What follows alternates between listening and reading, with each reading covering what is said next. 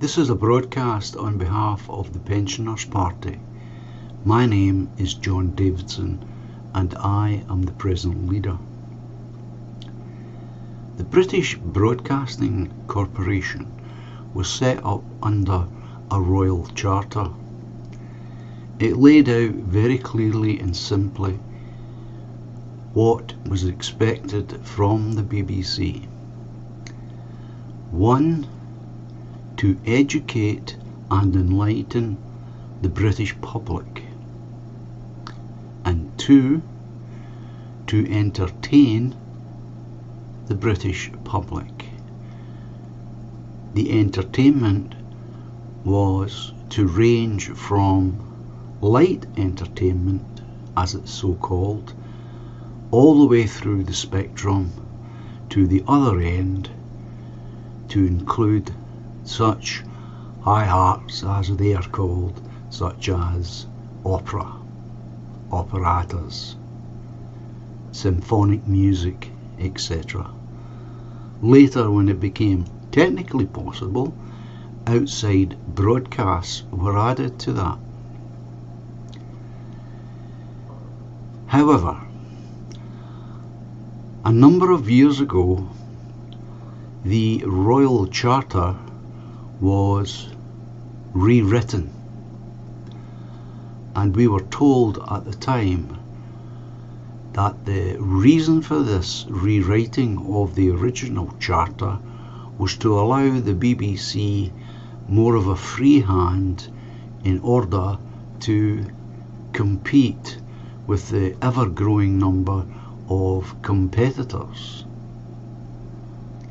Now, I have no idea what was added or subtracted to the original Royal Charter, but it is increasingly clear to all the British public that the BBC now operates almost entirely as a commercial enterprise.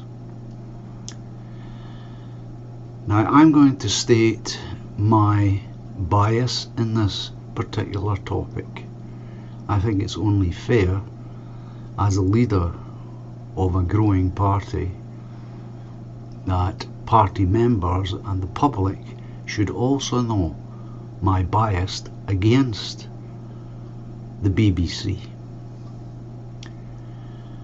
Now, I, like most people in this country, paid my license fee year in and year out.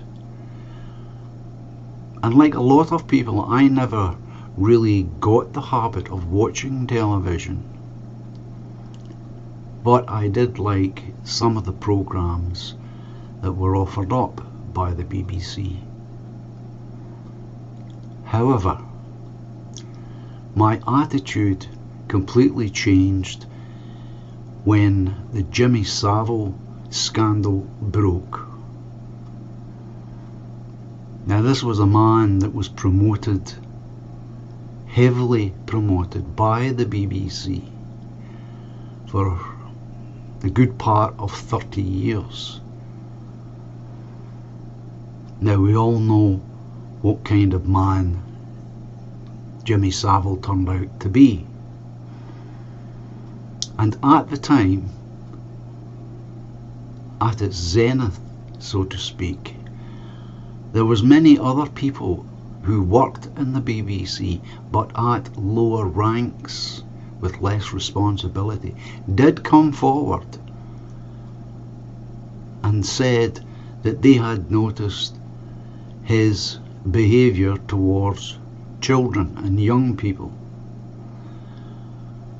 and reported this behaviour to upper management, but nothing was done. He went on being promoted and protected, not just on the BBC, of course, because he was investigated by several different police services up and down the country. And each time the police were told to quietly put it all away But that's a different story. Now, I could do nothing as an individual in the way of protest except to stop funding the BBC on a personal level. So I stopped paying my license. I disconnected my television from its outside area, and I detuned my television. Now, for me, that wasn't much of a heartache because, as I said, I never really had the habit of watching very much TV. Now, obviously, you, the individual, can do likewise if you so feel. But there is another problem at work inside the BBC, and that's how world events are reported. It's quite obvious to me on all sorts of levels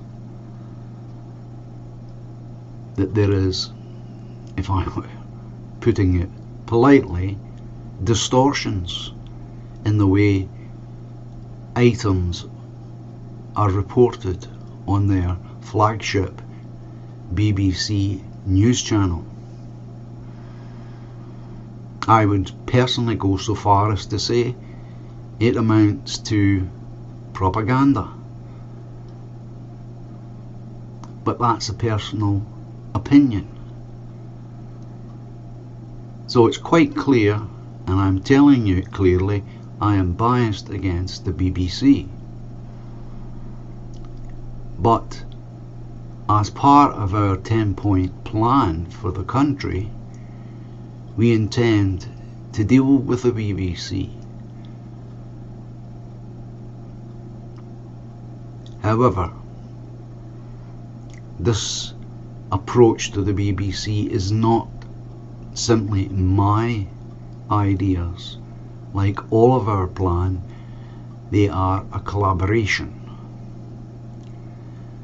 So first and foremost, I have to tell you that if we come to power, we will abolish the license fee entirely. And the question then arises, how will the BBC fund itself? Well, there are a number of options. We could, for example, any government could put the BBC up for and treat it as a franchise over a fixed period of time. It would then be up to the new management to find its own ways of raising cash to fund its shows and programs.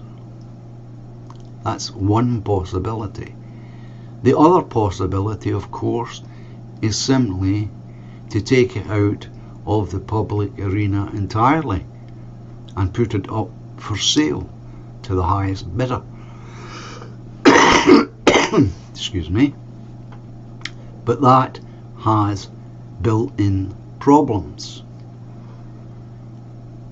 If it were put up for sale, then the sale would have to be restricted, in our opinion, and that's part of our plan, that if we do put it up for sale, whoever buys it, whether it be an individual or a group of individuals, or indeed even a consortium of individuals, they will have to be citizens of the UK.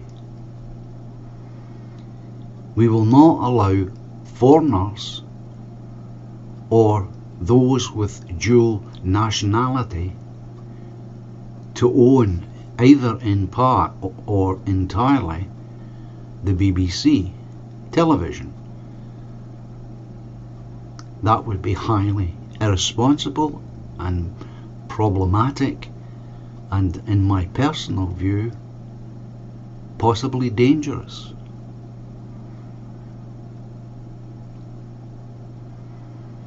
It's not easy to come up with something as complex as how do you deal with the BBC when you are not the government, because we don't have access to facts and figures. We only have government facts and figures, and they of course are unreliable. But there are other possibilities apart from a straightforward selling to the highest bidder, which I personally don't think would be a good idea. But the idea of giving it out under a franchise type system for a fixed term, I think is a better idea. But again, we would need to be in power to be able to view these things more evenly and better informed. Now, we do fully intend to keep the BBC radio network in public ownership, but it too requires an overhaul from top to bottom. There are many possibilities in that direction as how the BBC radio services can be better suited for the 21st century. But again, it's difficult at this point to give firm commitments of how that might be done.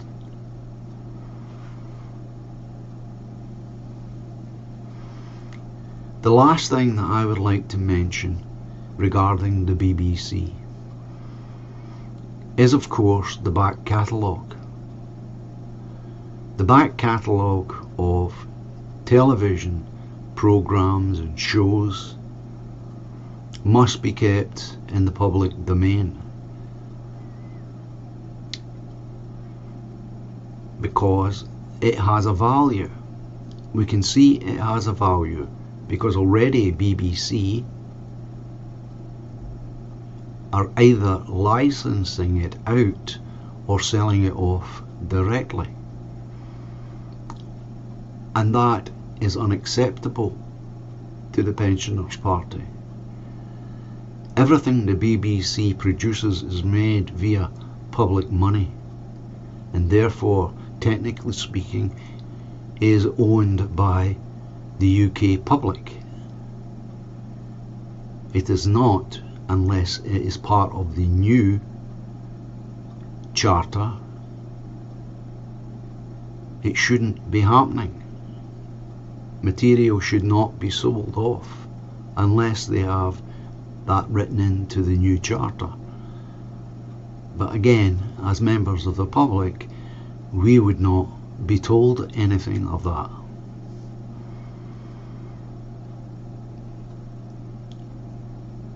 But you can rest assured that by supporting the Pensioners Party, either becoming a member or simply by donation, you can be assured that when we are in a position to do so, we will definitely A, scrap the license fee, and B, change the way the BBC operates. It cannot operate in the 21st century as it did in the 20th century. So, if I could give you more detail, I would, but we are not in a position to lay down firm ideas at this point. Technology moves too quickly, and by the time we come to power, I would assume the landscape of broadcasting, anything, will be completely changed. If you agree with what I've said, if you support what I have said, then please join the party. If you feel yourself you cannot do that, but are in a position to make a small cash donation, please do make that donation. I'll leave a link below to the website where you can either A, join the party or make a donation. But for now, I would say thank you for your time and your attention, and God bless.